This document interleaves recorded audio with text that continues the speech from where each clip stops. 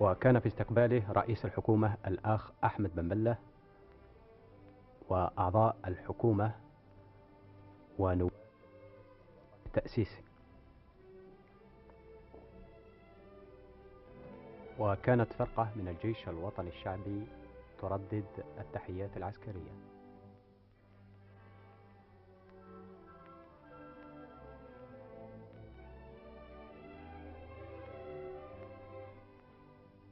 تحية العلم الجزائري والكوبي، تقديم أعضاء الحكومة وأعضاء السلك الدبلوماسي.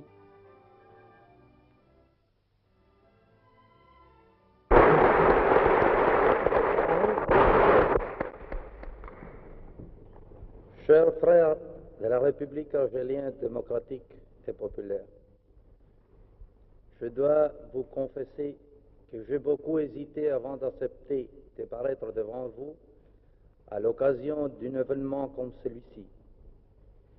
J'ai hésité parce qu'étant donné la qualité des techniciens du monde socialiste ici présents et aussi d'autres pays du monde, ma contribution ne peut rien apporter sur le terrain théorique aux expériences qui l'ont déjà exposées. Et sur le terrain pratique, notre jeune planification n'a pas grand-chose à dire. J'ai accepté l'invitation pour vous faire seulement une petite histoire de notre développement économique, de nos erreurs et de nos succès qui pourront peut-être vous servir dans une future plus ou moins immédiate. Nous disions, par exemple, nous avons besoin de 22 millions de paires de souliers. Qu'il faut-il pour cela?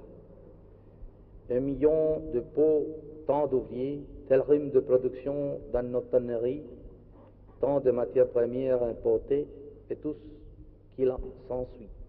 Nous avions un plan, 22 millions de paires de souliers. Nous ne pouvions pas arriver à réaliser cela. Jamais l'industrie cubaine n'avait produit plus de 10 millions de paires de chaussures. Il est vrai que la capacité de production existait. Peut-être aurions-nous trouvé les pots nécessaires. Mais cette réalisation impliquait l'existence de toute une organisation que nous n'avions pas encore. Seulement nous avions établi l'objectif final et les tâches principales de manière superficielle. Nous n'avons pas eu de pot. Il n'y avait pas de possibilité de se ravitailler en cuir. Nous n'avons pas pu approvisionner nos tanneries de manière adéquate. En définitive, le premier plan fut une manifestation de subjectivisme absolu. Il était essentiellement basé sur l'arithmétique des possibilités réelles lorsqu'elles sont considérées une à une, mais impossible à réaliser tout ensemble. Voilà ce qu'il en était pour les décisions prises au sommet. Qu'en était-il pour celles prises à la base? Par exemple, l'évaluation des stocks de bois. De combien de bois disposons-nous? Les chefs des eaux et forêts du département disaient qu'il y en a tant, un chiffre X dont je ne me souviens pas en ce moment. Nous savions que ceci était presque impossible, mais il le disait, il l'affirmait catégoriquement. Et c'est ainsi que Cuba, traditionnellement importatrice de bois, figura au premier plan comme exportateur de ce produit, parce qu'on avait tenu compte des opinions des techniciens de la base mécaniquement. Nous continuons à importer du bois, mais nous avons dû l'importer avec du retard, dans de mauvaises conditions commerciales et en cherchant désespérément où le trouver. Notre commerce extérieur avait complètement changé d'orientation géographique. De 75% avec les États-Unis, il était passé à 75 et 80% avec le pays socialiste. Ce changement nous était bénéfique au point de vue politique et social. Mais sur le plan économique, il nécessitait une organisation bien plus poussée. Antérieurement, des centaines d'importateurs spécialisés commandaient leurs produits aux États-Unis par téléphone. Et le jour suivant, les bateaux qui reliaient directement Miami à La Havane amenaient le produit. Il n'y avait ni entrepôt de stockage, ni prévision d'aucune sorte. Tout cet appareil, sauf les techniciens ennemis du gouvernement, dut donc être absorbé par ce qui fut d'abord la Banque du commerce extérieur de Cuba avant de devenir le ministère du commerce extérieur. Vive la République argélienne démocratique et populaire et son gouvernement révolutionnaire.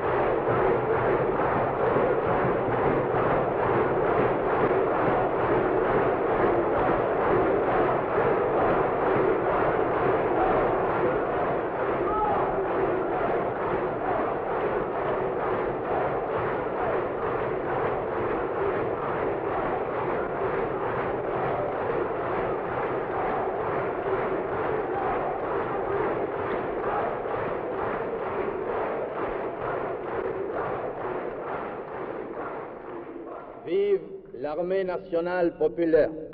Venceremos. La révolution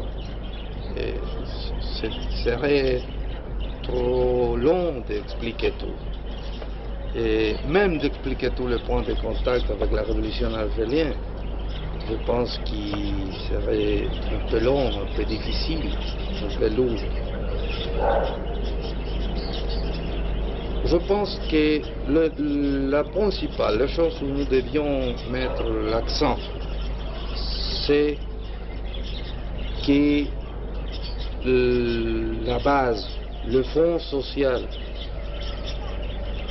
sont les mêmes. Le problème du colonialisme ou de l'impérialisme qui pèse sur un pays oblige à ce pays à prendre des mesures pour lutter pour sa liberté. L'impérialisme, plus ou moins, prend les mêmes contre-mesures. C'est pour ça que, malgré toutes les différences qu'il y a entre les deux peuples, les régions géographiques où ils sont placés, il y a une ressemblance plus ou moins grande, au fond. Et c'est pour ça, je pense, que nous pouvons nous entendre si bien. Et je pense que l'amitié, si grande et chaque fois si profonde qu'il y a entre notre deux peuples, il se doit précisément à que nous pouvons nous connaître très bien, connaître notre propre pensée, notre idéal, notre besoin et connaître aussi nos ennemis qui, au fond, sont communs. Et je pense que ça, c'est là la chose importante. De ces connaissances, notre deux peuples ont extrait les conditions pour approfondir l'amitié. Et chaque fois qu'une mesure se prend à un pays ou à un autre pays, l'autre le comprend bien et est immédiatement disposé à l'appuyer, parce qu'il comprend qu'il répond à des besoins profonds. Je pense que ce sont des choses qui, non seulement le peuple cubain, mais tous les peuples du monde doivent étudier et, dans quelques cas, doivent appliquer pour son guerre révolutionnaire et pour son développement après de la liberté. Bien, je vous remercie.